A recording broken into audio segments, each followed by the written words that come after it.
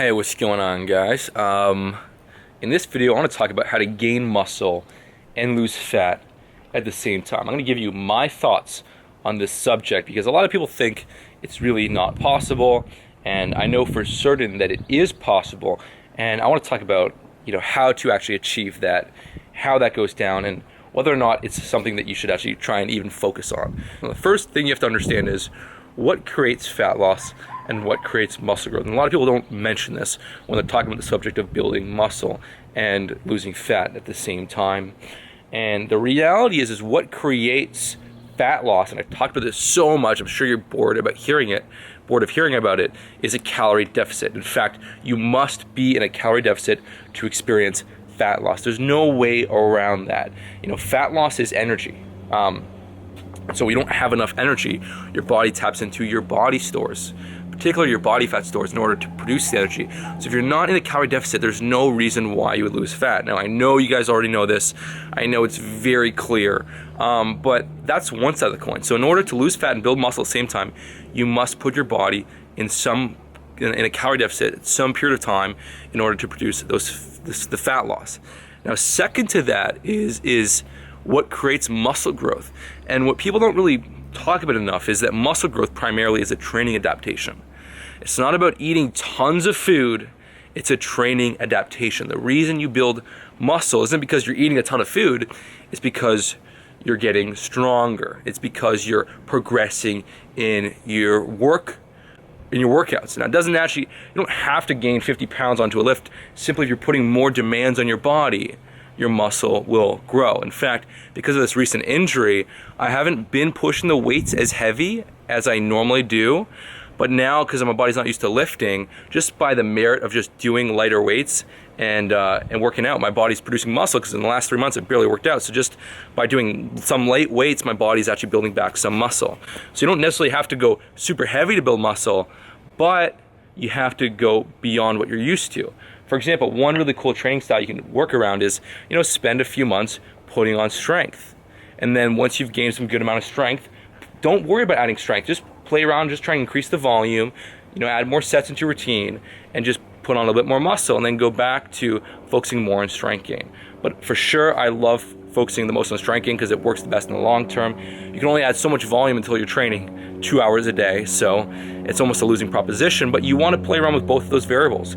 You want to play around with how much you're lifting and how much volume you're doing. But the point of this video is about muscle gains and fat loss. So if you are in a calorie deficit, if you're in a weekly calorie deficit and you're losing fat, yet you're still able to progress in your workout routine, then you will experience fat loss and muscle growth. That's the bottom line. Yes, you want to get sufficient protein so your body has, its protein needs met so it can actually help efficiently gain muscle. And you want to make sure that your body's getting the nutrients it needs to some degree. Even though you're in a calorie deficit, it's still possible to give your body, the best intake of, carbs, fats, protein. And what I recommend here is to get, sufficient protein, 0.7 to 0.8 grams per pound is sufficient. And to really get a nice balance of fats and carbs, 35% fat and the rest carbs, I feel like is the best intake for me personally, and a lot of people I work with, somewhere around there, because if fat's important for hormonal functioning, feeling satisfied in your diet. There's no question about it. A low fat diet, you tend to get hungry really easily, and then you'll have enough carbs to support training, and you don't need to train a lot. Now, that's basically the answer. Basically, put yourself in a calorie deficit, get in sufficient protein, and learn how to progress in your workout routine. Now, most people make this pretty much impossible because if you're in a calorie deficit, your body can only handle so much training. And I know I've talked about this again, so if I'm repeating myself, I apologize. But the problem is most people try and, they want to lose fat and they want to gain muscle at the same time. So they're doing 5 sessions of cardio a week, 3 is intervals, 2 steady state. They're lifting the gym 5 times a week. And so they're doing so much training and they're trying to eat at a deficit that their body can't adapt. When you're eating less calories, your body only has so much adaptational reserve. So when you're putting too much on your plate, it's actually going to bring you backward. You're actually going to get weaker. No, you will actually get weaker, because how can you progress at something when you're burnt out? It's impossible.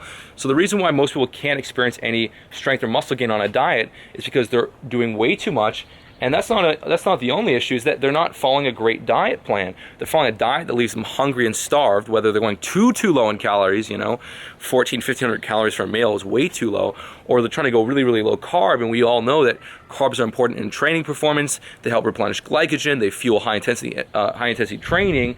So this is mostly a recipe for a disaster. So if you want to actually experience strength and muscle gains while you're cutting, and let me just tell you, most people that go through my courses, a lot of them, I get so many transformations, a lot of those guys actually are gaining muscle while cutting, 10, 15, 20, 30 pounds of fat.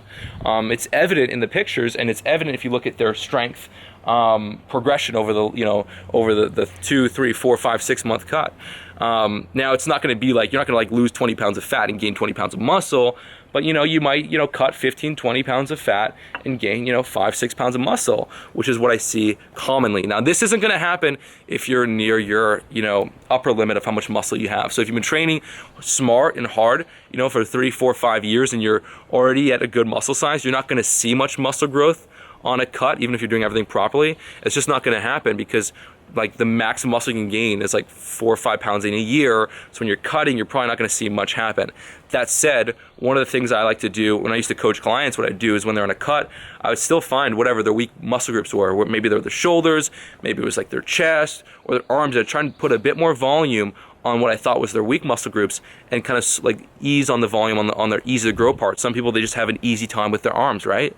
So they don't have to do anything for their arms. Their arms are big. And then, let's kind of increase that volume on the shoulders. And then on a 3-month cut, they would actually see muscle growth in their shoulders, and their arms wouldn't even need anything because they're just genetically gifted for that. So even if you are more advanced and you're cutting, if you kind of, restructure your training around what you want to happen, whether it's more size in your chest, more size in your arms, well then, you're going to see some really, really impressive results.